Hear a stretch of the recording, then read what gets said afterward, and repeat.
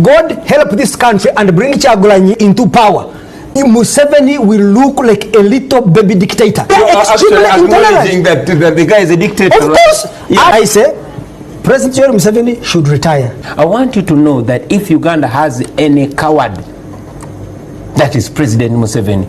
You will explain Museveni's lust for power, but when people rise, that is when you know that history teaches, but stupid people never learn from history.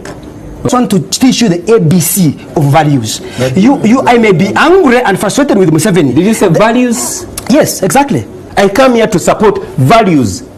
The values that you talk about. I've been following Museveni. He was saying these very things when he was my age, when he was your age. You know history. You've seen him changing, telling one lie after the other. You are still talking about values, and you still even keep him among the leaders.